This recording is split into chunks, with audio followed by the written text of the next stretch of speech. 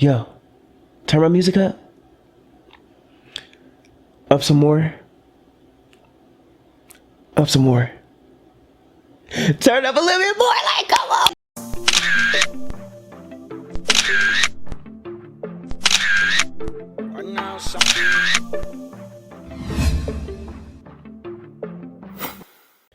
I will never forget when I was around like 7 or 8. I want to say 8. Around 8, me and my family, we took a trip to Florida for a vacation. And I remember being in this, I don't know, it was probably like a beauty shop or something like that. And I remember being in Florida and I saw this poster. It was in a frame.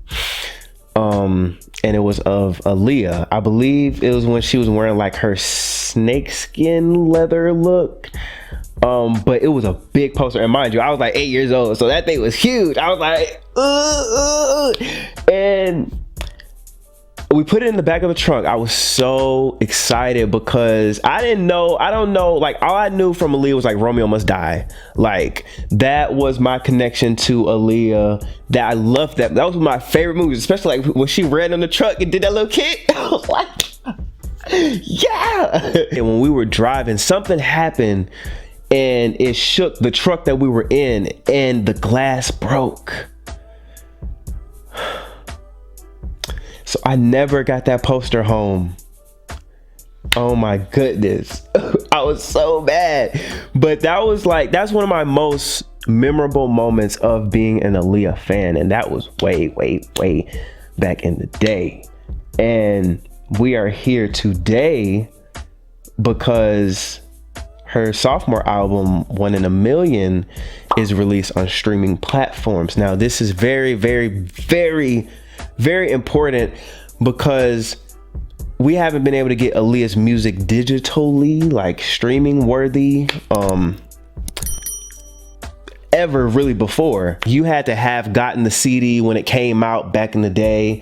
You can hear the albums like on YouTube and stuff, but for streaming platforms, this is the first time this album is out. It's a part of like a big rollout from, is it Background? Aaliyah's uncle's label that released music from Tank, JoJo, Tony Braxton, you know, a lot of back catalog music that, you know, he's been holding on to, which is, you know, not really a good thing because he's been in battle with Aaliyah's estate about Aaliyah's music and all of those things. So it's been a big controversy ever since Aaliyah passed.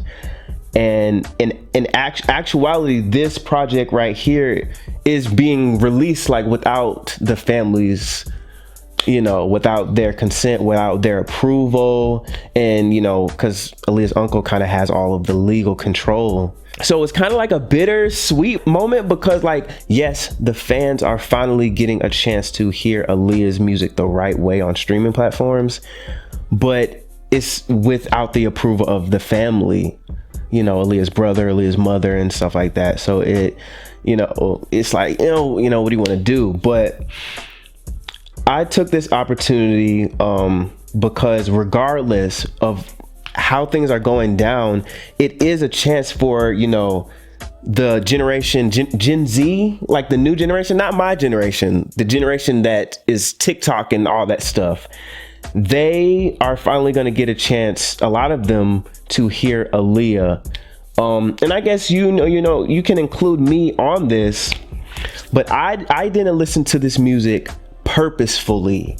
I intentionally did not listen to this album because I wanted to be able to listen to it the right way. Sometimes, you know, like listen to it on YouTube and things like that, it just doesn't give you the right impression upon the album. The only CD that I remember my mom having was the first one. I don't know, like, if she had the second one. I know, like, a lot of our things got lost over the years, so she may have had this album, the CD, but I never got a chance to really get my hands on it. So this was the first time that I listened to the album top to bottom. This was the iconic project with Missy and Timbaland. Like, this project is a staple for all three of them. Like, the things that Missy was able to do from this, the things that Timbaland was able to do from this, like, this is a classic album. This is a classic trio. Missy has background, she has songwriting credits on this album, feature, Timbaland production. Like, it's the best parts. Released in 1996, the year I was born, which is another reason why this album kind of like escapes me, because I got to Aaliyah more towards like the third self-titled album. That's when I was really like on TRL 106 and Park. Like, that's the era I remember. But listening to this album, just from the intro with Missy, like, wake up, it reminded me of so many albums back in the day that used to have, intros, like albums, like another conversation that we don't really have albums this way anymore, so it was very cool to hear Missy. I don't ever remember hearing that intro. Hot like fire, I'm gonna make it hot like fire. I'm gonna make it hot like, the way that beat drop, boom, boom, boom, boom, boom, like, come on now. And Aaliyah is one of the few people that can have multiple versions of a song be popular. Like, it starts with this one, and then this project on Spotify ends with the Hot Like Fire remix, and I knew that one too. I was like, what? Like, Aaliyah has did that several times. Like, she was like Mariah Carey before Mariah Carey was Mariah Carey. Then One in a Million. Like, the fact that she hit you with Hot Like Fire and then One in a Million. We don't even need to talk about One in a Million. Like, literally classic. And shout out to Normani for Wild Side that samples. They were trying to say that it didn't really sample One in a Million. That song samples One in a Million. You cannot tell me that's One in a Million. That's One in a Million. Like, if Marvin Gaye's estate could sue for Blurred Lines with Robin Thicke and Pharrell, and that wasn't a sample. That was just like a reinterpretation. I don't know how to, like, that wasn't even a sample, but they were able to take that to court.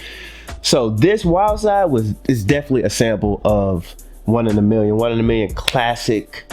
Aaliyah, Laying on the Car, literally a game changer for R&B. Like the sound is still, when you think about music in the 90s, the sound, it's just the sound. She was like hitting you. If Your Girl Only Knew. Another one that just highlights Timbaland's production. Choosy Lover. The Isley Brothers. Now, Aaliyah had already covered the Isley Brothers with At Your Best, and Aaliyah was another, I'm realizing she was another one of those artists that could do a version of someone else's song and literally make it her own. Like, there's only few that I think of that could really do that, like, was Mary J. Blige and like Whitney Houston, that could do these records that weren't even theirs and literally make it theirs. Like, what? So Choosy Lover, and I love how she did that transition from like doing the Isley Brothers version and then doing like the new school version. That was crazy. And I don't ever remember really like hearing that song before. Got to Give It Up. You are telling me that Aaliyah samples Marvin Gaye Got to Give It Up with Slick Rick? And I've never heard this song. And I was really trying to think. I was like, this is a song that I have to have heard before, because the way she took that song and made it hers, like, that's crazy. Like, of course I heard the original Marvin Gaye version, but I've never heard this one. And I was mad, and I was thinking, I was like, I have to, at a cookout or barbecue, because that was back in the day when Black families was really tight. Like, I do remember that we were really tight. So I'm like, I would have heard this. I was mad, but, and they used to call me Slick Rick. 4-page letter. When I think of 4-Page Letter, I think of the last bit, like the last minute when she was doing the choreography with Oh Boy. That choreography was so smooth. And I do remember my mom playing this song. My mom played this song out.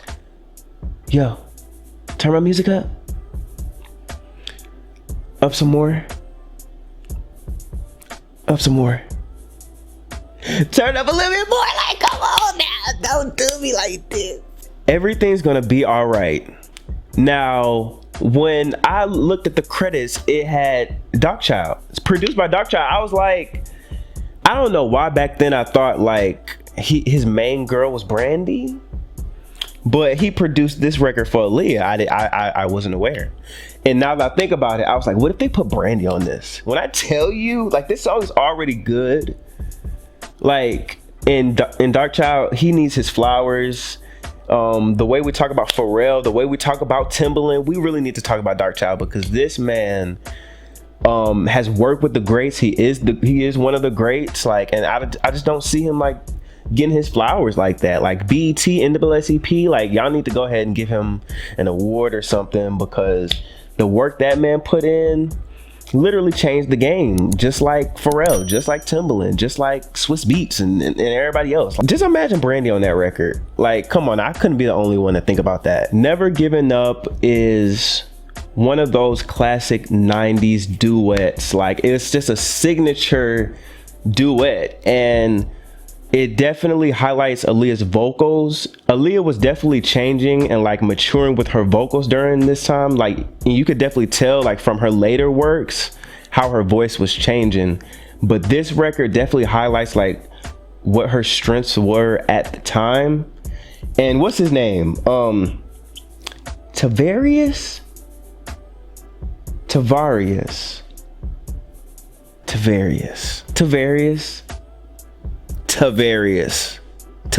Polk.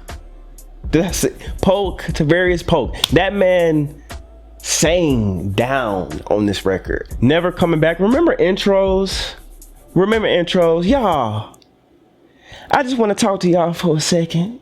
You know, anybody out there who's ever had their heart broken, I just want to let you know that I've had my heart broken too. And if you can relate to this record, help me sing along. This one's for you. It had like that essence of like a live audience type situation. And I think she did that on another record that reminded me like Digging on You from TLC or something like that. The one I gave my heart to is one of Aaliyah's best vocal performances in general. Like,